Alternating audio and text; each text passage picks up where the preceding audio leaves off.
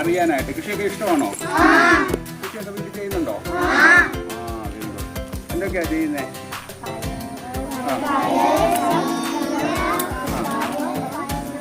അതൊക്കെ അച്ഛനും അമ്മയല്ലേ ചെയ്യുന്നത്? നിങ്ങൾ ചെയ്യാറുണ്ടോ? വെള്ളമൊക്കെ ഒഴിച്ചു കൊടുക്കാറുണ്ടോ? മിടുക്കല് കേട്ടോ. അപ്പം നമ്മളുടെ ജീവിക്കാൻ നമുക്ക് എല്ലാവർക്കും ജീവിക്കണ്ടേ? ഇങ്ങനെ നിങ്ങൾ പഠിച്ച് മിടുക്കരായി വലുതായി ഒക്കെ വരണ്ടേ? അപ്പം നമുക്ക് വേണ്ടുന്ന ഏറ്റവും പ്രധാനപ്പെട്ട സംഭവം എന്താണ്?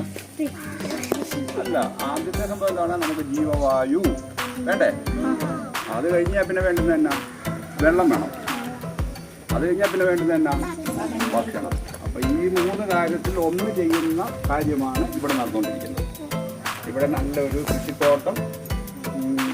എന്നാ വിളിക്കാനാ ഇഷ്ടം?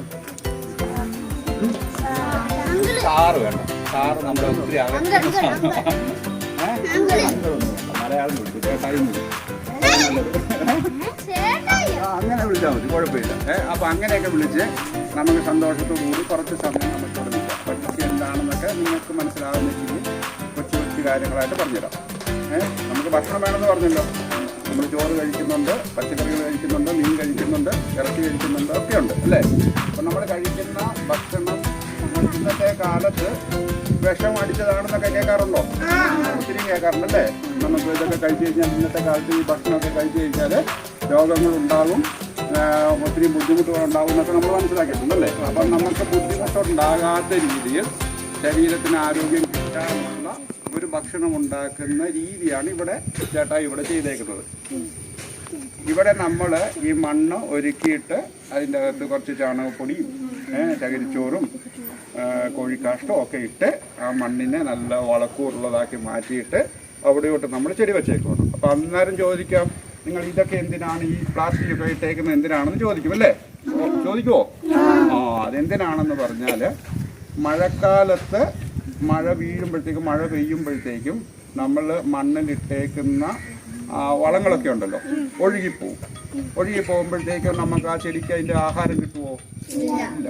അപ്പം നമ്മൾ എന്നാ ചെയ്യുന്നത്? ആ മഴയത്ത് ആ ചെടികൾക്ക് കിട്ടേണ്ടുന്ന ആഹാരം ഒഴുകിപ്പോകാതെ സംരക്ഷിക്കാനുള്ള ഒരു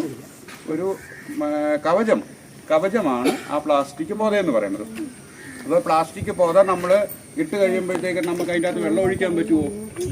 അപ്പോൾ അതിൻ്റെ അകത്തുകൂടെ തുള്ളിയായിട്ട് നമ്മൾ മോട്ടർ ഓൺ ചെയ്ത് കഴിഞ്ഞാൽ തുള്ളിയായിട്ട് അതിൻ്റെ അകത്ത് വെള്ളം വന്ന് വീഴുന്ന ഒരു കാര്യം ഞാൻ അവിടെ ചെയ്തു വെച്ചിട്ടുണ്ട്.